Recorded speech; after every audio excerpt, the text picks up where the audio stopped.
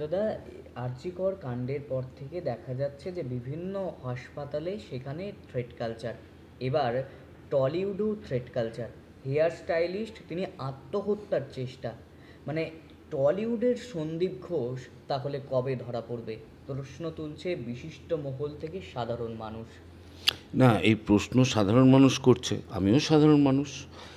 আমাদেরও তো সেই প্রশ্ন যে টলিউডের সন্দীপ ঘোষ কবে ধরা পড়বে। এবার সেই প্রশ্নটা কার কাছে? প্রশ্নটা এই সরকারের কাছে। কারণ এই সরকারই প্রায় নিয়ন্ত্রণ করে এই টলিউডকে। তাহলে তো সরকারেরই জবাব দেওয়া উচিত যে কবে সন্দীপ ঘোষ মুক্ত হবে এই টলিউড। কিন্তু বারে বারে টলিউডেও দেখা যাচ্ছে যে একটা রাজনীতির ছোঁয়া। ব্যক্তিগতভাবে প্রত্যেকটা অভিনেতা অভিনেত্রী বা শিল্পীরা তারা রাজনৈতিক একটা আলাদা রং ব্যবহার করতেই পারে, কিন্তু একটা শিল্প মহলে রাজনীতি। না, এটা তো চাপিয়ে দেওয়া। এটাই হচ্ছে সেই থ্রেট, অলিখিত একটা থ্রেট, যে তুমি আমার সঙ্গে থাকো, নাহলে তুমি পস্তাবে, তোমার কাজ পেতে সমস্যা হবে। তা আমাদের দেখুন, দিন আনা দিন খাওয়া কাজ, আমরা তো নো ওয়ার্ক নো পে, আমরা তো আর মাস মাইনে পাই না। ফলে প্রত্যেকেই বিষয়টাকে মেনে নিয়ে হজম করে চলছে। আপনি একটু তাদের কাছে একটুখানি যদি ব্যক্তিগতভাবে এই ক্যামেরা আর বুম ছাড়া পৌঁছন, তাদের বক্তব্যগুলো শুনবেন, 95% লোক মানে এর বিরোধী হবে, বিরোধিতা করবে।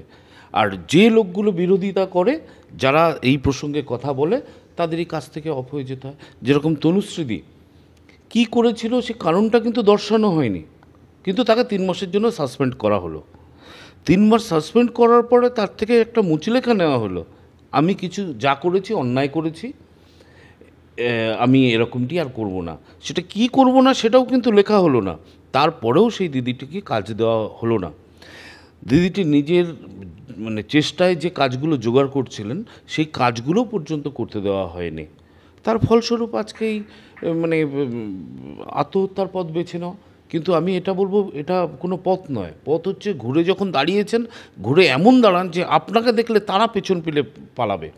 আর এই থ্রেড কালচার এমন জায়গায় পৌঁছেছে, আজকে তো তনুশ্রীদি একা, এরকম হাজার হাজার যখন হতে শুরু করবে, সেদিন লজ্জায় আর মুখ দেখানোর জায়গা থাকবে না যারা দায়িত্বে আছেন। তা সুতরাং ওয়ার্ক কালচারটা ফিরিয়ে আনুন, এই থ্রেড কালচারটা ফিরিয়ে দিয়ে।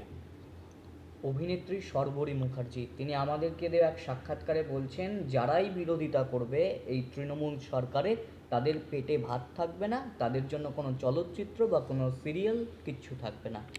সত্যি বলেছেন তো, উনি তো মিথ্যে কিছু বলেননি। রুদ্রনীল ঘোষ কবে থেকে বলে আসছেন যে উনি কাজ পাচ্ছেন না। তেমন রুদ্রনীল ঘোষের মতো যারা প্রতিবাদ করেন, তাদের কারোরই কাজ নেই। আর যারা মুখ বুজে আছে অন্য দলের হলেও, যারা কোনো প্রতিবাদ করে না, তারা কাজ করছেন। প্রতিবাদ করা যাবে না, প্রতিবাদ করলেই তুমি রোষের মুখে। মানে রাজাকে প্রশ্ন করা যাবে না তো প্রশ্ন, কাপড় কোথায়? না না, প্রশ্ন করা যাবে না। কাপড় যেখানেই থাক, দেখতে হবে। সে বুড়া মত দেখো, বুড়া মত শুনো, বুড়া মত কহো। বলিউডের বহু অভিনেতা বলছেন যে বাংলা চলচ্চিত্র সেইভাবে মানুষকে উপহার দিতে পারছে না, কারণ রাজনীতির ছোঁয়া। বলিউডে কিন্তু এই রকম দাদাগিরি নেই। অবশ্যই নেই। ওখানে তো অনেকগুলো সংগঠনই আছে, বিভিন্ন রাজনৈতিক দলের সংগঠন। তারা তো মিলেমিশে দিব্যি কাজ করছে, অসুবিধা হচ্ছে না তো। আমাদের এখানে কে কাজ করছে তাকে নিয়ে সমস্যা, কারা অভিনেতা আছে তাদেরকে নিয়ে সমস্যা, কারা টেকনিশিয়ান আছে তাদেরকে নিয়ে সমস্যা। এই সমস্যাগুলো এত বেশি সমস্যা চোখে পড়ে যে সমস্যাগুলো কোনো সমস্যাই নয়, সমস্যাগুলো ক্রিয়েট করা হয়। যে ক্রিয়েট করে ছবিটা মাঝপথে আটকে দেওয়া হয়। যারা ছোট ছোট প্রডিউসার আগে আসছেন, প্রডিউসার কেউই ছোট নন, আমি বলতে চাইছি যে একটা ছবি করবেন। অনেক প্রডিউসার আছেন যারা পরপর ছবি করেন, কিছু প্রডিউসার আছে একটা ছবি করতে এলেন। তো যারা ওই একটা ছবি করতে এলেন তারা তো ভয় পেয়ে যায়। সেই কারণেই দেখুন, আগে বাংলা ছবি কটা রিলিজ করতো বছরে, আর এখন বছরে কটা রিলিজ করে। দেখুন পরিসংখ্যানটা, দেখুন পরিষ্কার হয়ে যাবে। একটা সিঙ্গেল ছবি বানিয়েছে ধরুন কোনো প্রডিউসার, সেই হল পাবে না, দেওয়া হবে না ইনফ্যাক্ট। এই যে থ্রেড কালচার, যদি যদি আমরা বাংলায় বলি তাহলে হচ্ছে ভয় দেখানোর সংস্কৃতি। 2011-তে মানুষ সরকার বদল করেছিল, মানে তাদের যে জমানায় যা যা অত্যাচার হয়েছে সেই সবকে ভুলে যাওয়ার জন্য? দেখুন, আমি একটা কথা বলি, অনেকে অনেক কথা বলেছেন, সর্বোপরি আমাদের যিনি মুখ্যমন্ত্রী তিনি বলেছিলেন বদলা নয় বদল চাই। তা বদল কতটা হয়েছে আর বদলা কতটা নেওয়া হয়েছে সেটা আমরা পোস্ট ভায়োলেন্স থেকে মানে মানে ভোটের পরে যে পোস্ট ভায়োলেন্স হয়েছে সেটা দেখেই আমাদের কাছে পরিষ্কার হয়ে গেছে। কত বিরোধী দলের কর্মীরা, কার্যকর্তারা তারা বাড়ির বাইরে থাকতে হয়েছে, সেগুলো আপনারাও জানেন, আমরাও জানি, সাধারণ মানুষও জানে। তা সুতরাং এই বদলার রাজনীতি যেটা শুরু হয়েছে সেটাই 11 থেকে, সেই 11 থেকেই বদলার রাজনীতি চলছে। সেটা এখন আরও প্রকট হয়েছে। এই প্রকট হওয়ার কারণটা হচ্ছে যত দোষী আছে সব দোষীরা হচ্ছে, দেখুন, কোনো একটা রাজনৈতিক দল কি শাসক দলের তারা। আর শাসক দলের লোকজন যখনই এই সমস্ত দুর্নীতির সঙ্গে জড়িয়ে পড়ে তখন তাদেরকে সেভ করার চেষ্টা হয়। তাই একজন যখন দুর্নীতি করছে বা অন্যায় করছে তাকে সেভ করার চেষ্টা হচ্ছে, তাহলে তার কারণ তো ইচ্ছা হবেই যে আমিও তাহলে দুর্নীতি করি। শিক্ষা ব্যবস্থাটাকে কোথায় ঠেলে দিয়েছে? আরে যে রাজ্যের শিক্ষামন্ত্রী জেলে, খাদ্যমন্ত্রী জেলে, স্বাস্থ্যের অবস্থা তো দেখছেন, এই আজ ডাকবে কাল ডাকে অবস্থা। পুলিশ মন্ত্রীরও সেই একই অবস্থা, আজ ডাকবে কাল ডাকবে, ডাক তো পড়বেই। তো এই যখন অবস্থা তখন মানে কি হবে সেই রাজ্যের? তো সেই রাজ্যের তো মানে অরাজকতা, সেই জন্যেই এই থ্রেড কালচার দিয়ে এখন যে যা পারছে করে নিচ্ছে। কিন্তু মানুষকে কি এইভাবে দমানো যাবে ভয় দেখিয়ে? আপনারা তো দেখছেন, কোনো দিন দেখেছেন রাতের কলকাতা দখল করে নিচ্ছে মেয়েরা? দেখেছেন এগুলো? কোনো দিন দেখেননি। তো এইগুলো করছে মানে কি? মানুষের দেওয়ালে পিঠ ঠেকে গেছে, পিঠ ঠেকে গেলে তখন তার পেছাবার জায়গা নেই, তখন তাকে এগোতে হয়। তা এখন বাংলার মানুষের পিঠ ঠেকে গেছে, বাংলার মানুষ এখন এগোতে শুরু করেছে। আর যারা এই দাবিয়ে রাখার রাজনীতি করেছেন এবার তাদের পেছোবার পালা। এই যে অভিনেতা তথা সাংসদ দেব, ঘাটাল মাস্টার প্ল্যান, ভোট আসে ভোট যায়, কিন্তু ঘাটাল মাস্টার প্ল্যান সেই বহু বছর ধরেই পড়ে রয়েছে। দীপক অধিকারীকে আগেও বলতে শোনা গিয়েছিল ঘাটাল মাস্টার প্ল্যান নিয়ে, এবারেও তিনি বললেন 2026-এ যদি আমি না ঘাটাল মাস্টার প্ল্যান না করতে পারি প্রচারে যাব না। কিন্তু তিনি তো শুধুমাত্র এবারের সাংসদ নয়, তিনি ওখানকার 3বারের সাংসদ। দেখুন, এই ঘাটার মাস্টার প্ল্যান করতে গেলে শুধু তো দেববাবু একা করতে পারবেন না। এর জন্যে কেন্দ্রীয় সরকারের যেমন ভূমিকা আছে, রাজ্য সরকারেরও ভূমিকা আছে, একজন সাংসদেরও ভূমিকা আছে। এই তিনজনের সমন্বয়ে একটা কাজ হবে, যেখানে সেন্ট্রাল গভর্নমেন্ট অনেক আগেই এটার ছাড়পত্র দিয়েছিল। যখন বামফ্রন্ট ছিল সেই সময় এটা নিয়ে কোনো কাজ হয়নি। 13 বছর হচ্ছে এই তৃণমূল সরকার আছে, এই তৃণমূল সরকার কোনো কাজ করেননি। ভোটের আগে শুধু প্রতিশ্রুতি দিলে তো হবে না, আর দেববাবু চেষ্টা থাকলে তো হবে না, তার উপরেও তো একজন কেউ আছে যিনি সর্বেসর্বা। তা তিনি তার যদি সদিচ্ছা না থাকে তাহলে কি করে দেববাবু একা একা করবেন? কি করে করবেন? ওই কবে আয়লা হবে তারপরে সুন্দরবনে বাঁধ মেরামতির কাজ হবে, এটা না করে সময় থাকতে যদি সুন্দরবনের বাঁধ তৈরি করা হয় তাহলে তো জলটা আটকানো যায়।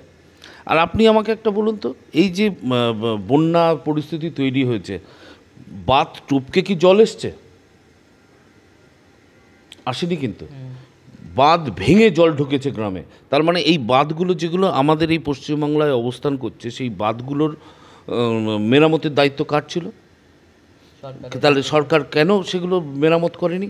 কেন সেগুলো এতদিন টেক কেয়ার করেনি? আজকে হঠাৎ করে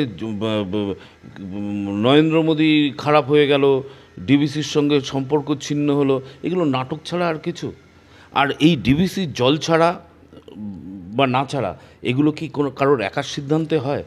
রাজ্য কমিটির এই রাজ্য কমিটির বলছি, মানে রাজ্যের প্রতিনিধি থাকে এই কমিটির মধ্যে, তারা করেছে। হ্যাঁ, এই পদত্যাগগুলো কেন? কেন পদত্যাগ? কেন পদত্যাগ করলেন? পদত্যাগ করলেন না করানো হলো? খোঁজ নিন। না, পদত্যাগ আমার তো মনে হয় না পদত্যাগ ওনারা স্বেচ্ছায় করেছেন। পদত্যাগ করানো হয়েছে একটা নাটক তৈরি করার জন্য, একটা স্ক্রিপ্ট তৈরি করার জন্য। এই যে মুখ্যমন্ত্রী বন্যা এলেই বারে বারে বলেন যে ম্যানমেড বন্যা, কিন্তু একটা তারই দপ্তরের একটা প্রকাশ হয়েছে একটা পত্র, সেখানে কার্যত তিনি নিজেই জানিয়েছিলেন যে বন্যা হওয়ার আশঙ্কা রয়েছে 8টি জেলায়। তার মানে তিনি জানতেন যে বন্যা হবে, কিন্তু বন্যা হলেই দোষটা চাপায় কেন্দ্রের ঘাড়ে। না, দেখুন, কি হতে পারে না পারে আমি তো জানবো। আমার বাড়ির একটা টালি যদি ভেঙে গিয়ে থাকে, তা আমি তো জানবো বৃষ্টি হলে ওখান থেকে জল পড়বে। আমি সেই অপেক্ষাটা করে আছি কখন বৃষ্টি হবে আর ওই টালি দিয়ে জল পড়বে। তারপরে আমি আমার বাবাকে বলবো, এতদিন কেন তুমি টালি ঠিক করনি এ করনি। তাহলে বাবা, তুমি যখন দেখেছো টালিটা ভাঙা আছে, ফুটো আছে, তাহলে তখন বাবাকে বলে টালিটা ঠিক করানোর ব্যবস্থা করোনি কেন? তার জন্য যা যা করা উচিত, টালি কেনা দরকার, একটা মিস্ত্রি দরকার, কি টাকা দরকার, বাবার থেকে টাকা নেওয়া দরকার, কি আমরা ফ্যামিলির সবাই মিলে দেবো সেরকমভাবে দরকার, সেভাবে করতে হবে তো। সেটা না করে আমি অপেক্ষায় আছি কখন বৃষ্টি পড়বে, জল পড়বে, আর তারপরে বাবাকে বলবো কেন করনি। এই সমস্ত নাটক বন্ধ করুন। অভিনয় জগতের থ্রেড কালচার, হাসপাতালের থ্রেড কালচার, তারপর সিএসসি দপ্তরের থ্রেড কালচার। একজন মহিলা, তিনি তৃণমূলের মানে রাজনীতির যে বিভিন্ন কর্মসূচি হয় তাতে হাঁটেননি বলে তৃণমূল কর্মীরা তাকে তাড়া করেছেন এবং তিনি প্রাণ বাঁচাতে বাথরুমে আশ্রয়। এ কোন বাংলা? আমি তো এটা মানে শুরু থেকেই আপনাকে বলছি, এই থ্রেড কালচার বদলা হয়নি, এই বদল হয়নি, বদলা হয়েছে। এই বদলা হচ্ছে বলেই আজকে সবাইকে সব কিছু করতে বাধ্য করছে। জানেন, 2 মাসের বাচ্চা, 3 মাসের বাচ্চা বাড়ি ফেলে সেই মহিলাকে মিছিলে যেতে হয়। তাই এটা কি? যেতে হবে। আচ্ছা, এসে ঘুরে যাস, যেতে হবে কেন? একটা মানুষ যদি এই মিছিলে কম হাঁটে, সমস্যাটা কোথায়? সব চাই, সব, এই সব চাইয়ের মানে নীতি করতে গিয়েই আজকের এই অরাজকতা, এই অন্যায়, এই অবিচার। অভয়ার দৌলতে আজকের মানুষ জেগেছে। এর বিচার যেমন হবে, আজ হোক কাল হোক, এর বিচার হবেই। আর যত বড় মাথা, যত বড় কান, যত বড় মুড়ো, যত বড় ল্যাজ, কানকো যাই থাকুক না কেন, সবাইকে ওই জেলের ভাত খেতে হবে। কিন্তু বিচার প্রক্রিয়ায় তো বেশ দেরি। 27শে সেপ্টেম্বর সুপ্রিম কোর্টে শুনানি হওয়ার কথা ছিল, না না, সেটা খুব খুব ভালো 24শে বললেন। সেপ্টেম্বর। হ্যাঁ, খুব ভালো বললেন। এই রাজ্য সরকার চেয়েছিল 7 দিনের মধ্যে ফাঁসি চাই, 10 দিনের মধ্যে ফাঁসি চাই আইন প্রয়োগ করে। আর সেই রাজ্য সরকার আবার 27 থেকে 30-এ নিয়ে যাচ্ছে। কারণ কি? ডিলে করার কারণ কি? এখন ওই 7-10 দিন ভুলে গেলেন? এগুলো হচ্ছে যে এভিডেন্সগুলো এখনও সরানো হয়নি, সেই এভিডেন্সগুলো সরানোর কাজ চলছে। এই যে অনুব্রত মণ্ডল জামিন পেলেন, সেদিক থেকে মন্ত্রী ফিরহাদ হাকিম তিনি বলছেন যে বনের বাঘের থাকে দৈহিক ক্ষমতা, আর অনুব্রত মণ্ডল এমন এক বাঘ যার মানসিক ক্ষমতা বেশি।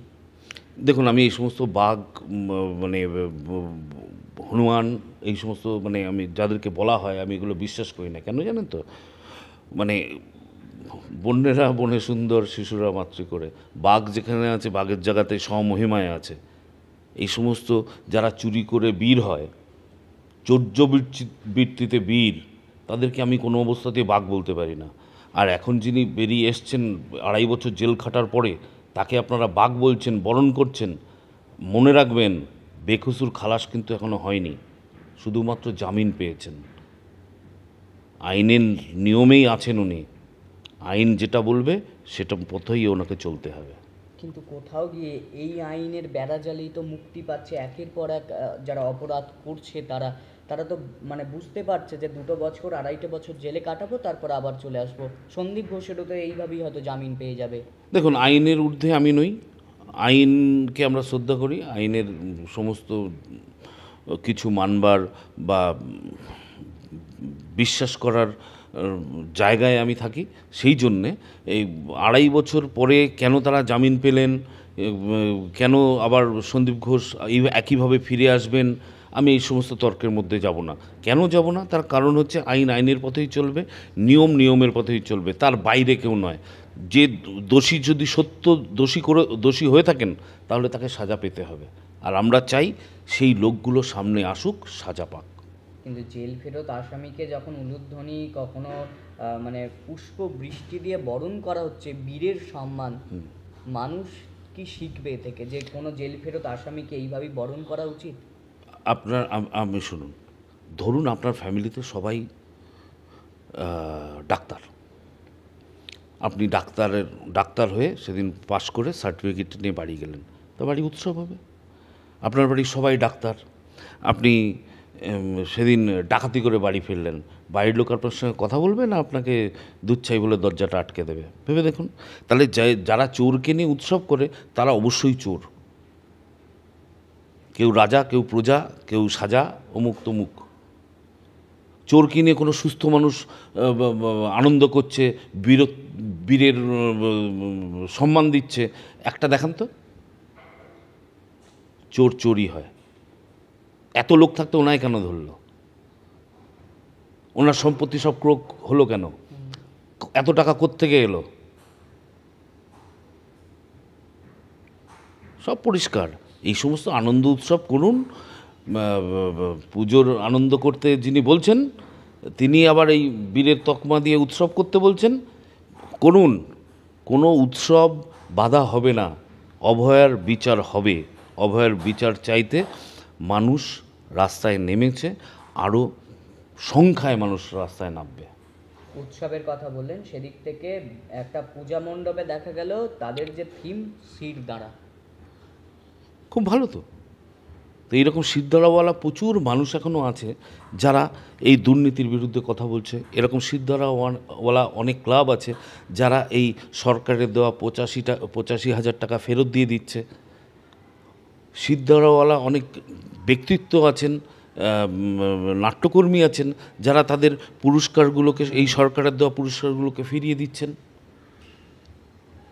সুতরাং শিরদাঁড়া নিয়ে ওনারা যদি সাবজেক্ট করে থাকেন, আমি জানতাম না, আমি আজকে জানলাম, আমি অবশ্যই সেই প্যান্ডেলটা ভিজিট করব, আমি দেখতে যাব। কিন্তু অনেকেই মনে করছেন যে তাদেরকে সরকারের কোপে পড়তে হবে। খুব স্বাভাবিক। পুজোয় আলো জ্বলবে কিনা সন্দেহ আছে। ওখানকার ট্রান্সফরমার খারাপ হয়ে যাবে, দেখবেন আপনি মিলিয়ে নেবেন। ওই প্যান্ডেলটায় যেতে পারবে না লোকজন, অন্ধকারে ভিড়ে ঠাসাঠাসি, নিরাপত্তার কারণ দেখে ওই পুজোর প্যান্ডেলে ঢোকা বন্ধ করে দিতে পারে, মিলিয়ে নেবেন। এই যে 112 ফুটের দুর্গা এক জায়গায় হচ্ছে নদিয়ার রানাঘাটে, সেখানেও সরকারের আপত্তি। তা নিয়ে কার্যত পূজা কমিটিকে হাইকোর্টে দেখুন যে সরকার বিসর্জন পিছিয়ে দিয়ে ঈদের একটা উৎসব করে, আমি কোনো উৎসবকেই বলছি না, কিন্তু যে যার উৎসব তার মতো করেই করতে অসুবিধা তো নেই। কিন্তু কোনো একটা রিচুয়ালকে থামিয়ে দিয়ে আর একটা রিচুয়ালকে তুলে ধরা, এই সরকার যদি করতে পারে, তাহলে এই সরকার 120 ফুটের দুর্গা কেন 2 ফুটের দুর্গা বন্ধ করে দিতে পারে। মানে কোথাও গিয়ে তো ধর্মের রাজনীতি একটা। অবশ্যই। দুধ দেওয়া গরুর লাথি উনি খান, তার শুধু দুধ দেওয়া গরুর তো উনি পুজো করবেন। আমরা যেমন সব গরুকে পুজো করি, উনি দুধেল গাভীদের বেশি পছন্দ করেন। অভিনেত্রী রচনা বন্দ্যোপাধ্যায় গতকাল বন্যা পরিদর্শনে গিয়ে বলছেন কুইন্টাল কুইন্টাল জল এসেছে। তিনি একজন সাংসদ। উনি ধোঁয়া দেখেন, ওই যে ধোঁয়া দেখেছিলেন তারপর থেকে ওনার মাথা খারাপ হয়ে গেছে, সেই জন্য উনি কুইন্টাল কুইন্টাল জল দেখতে পেয়েছেন। কিন্তু ওনাকে একটু বলে ওনার এটাও জানা উচিত যে রাজ্য সরকারের সঙ্গে আলোচনা না করে এক বালতিও জলও ডিবিসির ওই গেট থেকে বেরোতে পারে না। যাক, উনি বলেছেন কুইন্টাল কুইন্টাল, সেটাও তো বলেছেন, ভালো লাগলো শুনে। এটা তো একটা লোকসভার গরিমা নষ্ট। তো যারা দাঁড় করিয়েছেন, যারা ওনাকে সাংসদ বানিয়েছেন, এটা তাদের দায়িত্ব। আর উনি তো বলেছিলেন ওনাকে পেয়ে হুগলিবাসী ধন্য। তাহলে এবার হুগলিবাসী ওনাকে প্রশ্ন করবেন যে আপনি আমাদের কতটা সুনাম করলেন, কতটা দুর্নাম করলেন, সেটা ওনার হুগলিবাসী বুঝবেন, তার দল বুঝবে। এটা নিয়ে কোনো মন্তব্য করাটা ঠিক হবে না। মুখ্যমন্ত্রী বলেছিলেন যে আমাকে পেয়ে মানে হুগলিবাসী যেমন ধন্য, বাংলার মানুষ ধন্য। সেখানে দেখা গেল বন্যা পরিদর্শনে গিয়ে বাংলার মানুষের ক্ষোভে বলছেন এতদিন কোথাও ছিলেন না, বন্যার সময় গাড়ি নিয়ে কি উৎসব দেখতে এসেছেন? এই তো আমি কালকেই নিউজে দেখছিলাম, ওখানকার মানুষজন বলছে 22টা গাড়ি নিয়ে এখানে কি বেড়াতে এসছেন, উৎসব করতে এসছেন। কোনো মানুষের কথা শুনছে না, কোনো মানুষের সঙ্গে কথা বলছেন না, তাদের কী প্রয়োজন প্রয়োজন নয় সেগুলো নিয়ে কোনো আলোচনা করছেন না। তার মধ্যে দেখছেন ভিডিও ক্যামেরা হচ্ছে, দেখছেন ছবি উঠছে, এগিয়ে চলে যাচ্ছেন, যে কিছু বলতে যাচ্ছে সেখান থেকে সরে যাচ্ছেন। যার যেটুকু দায়িত্ব, যার যেটুকু কাজ বলে মনে হচ্ছে তাই করছে। কিন্তু এইটুকু তো কাম্য নয়।